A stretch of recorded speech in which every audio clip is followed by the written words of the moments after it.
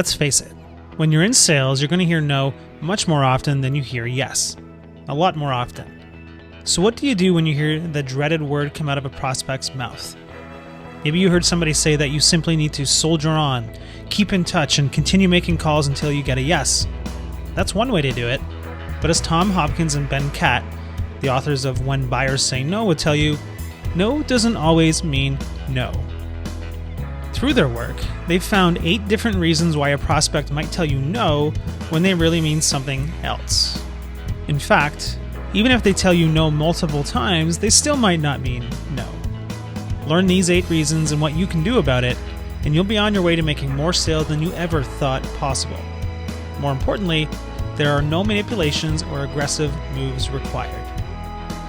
Just the bill, please. You've probably been on the other end of a no magically turning into a yes many times. You've just finished a fantastic meal at your favorite restaurant and you're stuffed.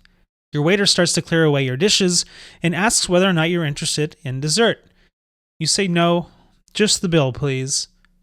Inexperienced waiters will walk away without saying a word and do just what you've asked.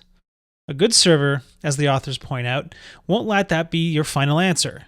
They'll go on to describe a few of the desserts in mouth-watering detail and probably point out that their favorite dessert on the menu, which is even better than his mother makes, just don't tell her. Of course, you still might say no, but once in a while, something the waiter says makes you realize that yes, in fact, you do want that pecan tart with vanilla ice cream. You've worked hard all week, after all, and you deserve it. So, now that you know that it's possible to save a sale, just like the experienced waiter at your favorite restaurant, let's dig into why prospects sometimes say no when they really mean something else. 8 reasons prospects say no when they don't really mean it. Here are the 8 reasons a prospect might say no to you. Number 1, they have lingering questions. It might mean that the prospect hasn't had all of their concerns addressed yet. Number 2, you haven't explained the benefits adequately. If your prospect is qualified and you're sure that your product will fill their needs, you probably haven't explained the benefits properly. 3, you might need to do additional discovery work. As the authors point out, a confused mind says no. So you need to dig deeper to find out what they might be confused about. Number 4, you didn't qualify them correctly. It's possible that you didn't do an adequate job in the qualification process. You might need to go back and make sure you were presenting the right product and benefits for that particular buyer. Number 5, there are unrevealed objections. It's possible that the prospect hasn't told you everything that relates to whether or not they will buy from you. Your job here is to further uncover those objections. 6, the prospect might be trying to slow down the sales process.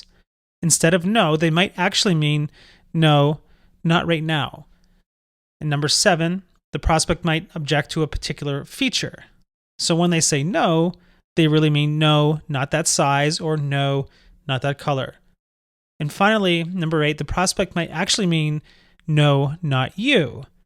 Well, that's unpleasant, isn't it? Sometimes it means they're not sold on you as the salesperson who is their future contact at your company. So those are just 8 of the reasons why a prospect might say no to you and not really mean it. While there are some other things that might be added to this list, there was one reason that you will never see on the list: disinterest. Remember, the prospect is just as busy as you and I, and they don't waste their valuable time meeting or having calls with people they have no intention from buying from. Turning no into yes. The authors lay out a 4-step process that you need to go through to close a sale. Number 1, you establish rapport. Number 2, you establish the prospect's needs. Number 3, you present solutions. And number 4, you close the deal. If you want more information on those 4 steps, go out and buy a copy of the book. Even if you're a seasoned sales rep, there's something here for you.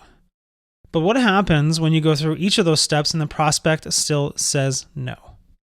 Step number 1, reestablish rapport. The learning starts right here, and if you skip this step, you will sabotage the rest of the sales process and leave empty-handed. You've asked your prospect to make a decision to buy from you, and they've turned you down. This is an act of non-compliance, which makes even the most surly of us uncomfortable. Now things are a little bit awkward, and your rapport has been disrupted. So, before you go ahead and start diving in with probing questions again, it's critical that you get your rapport back on the level. The good news is that it only takes a fraction of the time you spent establishing rapport in the first place to get it back. For instance, you might say something like, "I understand your hesitation, Jim. Perhaps I misunderstood that aspect of your situation." What you're communicating here is that it's okay that your prospect didn't buy from you right away. Step number 2, identifying questions. Now that you've got things back on track, it's time to figure out where you haven't quite understood their needs. You need to identify what questions your prospect still has lingering in their minds. There are 5 steps here. Number 1, listen. If your prospect is telling you why they aren't moving forward, your job is to sit there, be interested in what they are saying, and not interrupt them until they are done. Number 2, restate their questions and concerns. Your job is to identify what is preventing your prospect from taking action. You can simply say, "So your concern is that, am I correct?" You'll find that you probably don't quite understand what the prospect was trying to get across, and answering with a solution when you don't completely understand their concern is worse than not having an answer at all. Number 3, find agreement. When it's possible, always find something to agree with in the prospect's concerns. Here's an example from the book. If your prospect says, "I don't think I need this product," you might say, "I agree that you should only invest in products that help your business." Notice that you did not say that the buyer does not need your product. Number 4, confirm that the buyers have stated all of their concerns. This does 2 things. It allows you to stay in control of the conversation, and it helps your prospect identify their thoughts. Number 5, confirm the buyer is ready to take action. Here, you simply say something like, "If I can adequately address your concerns, would you be ready to move forward with the purchase?" Then, and only then, do you move on to presenting your answers to their concerns. Step number 3, presenting answers. At this point in the sales call, you're not presenting your entire product and service lineup. You are presenting small bite-sized pieces that address only your prospect's concerns. You should only provide as much information as you need in order to help the prospect make a decision. If you present any more, you run the risk of bringing up other topics that will send them further away from making a decision rather than closer to it. Finally, after you present your answer, confirm that you have given the prospect the information they need in order to make a decision. Step number 4, ask for the sale again. Now you're at the moment of truth again. You've reestablished rapport, identified their objections, presented reasons to satisfy their concerns, and it's time to ask for the sale. Here's where most salespeople drop the ball.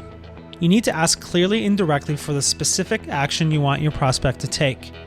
This is such an important part of the sale that you should have the 2 or 3 sentences you are going to say to close the deal scripted in advance. Winging it here is a rookie mistake. If you want them to sign a purchase order, make sure you know exactly how you're going to get them to sign the purchase order. Finally, never stop at no. If you want to transition from an average salesperson to a great salesperson, you need to become a pro at turning a no into a yes. Follow the 4 steps we covered here today, and you'll be well on your way.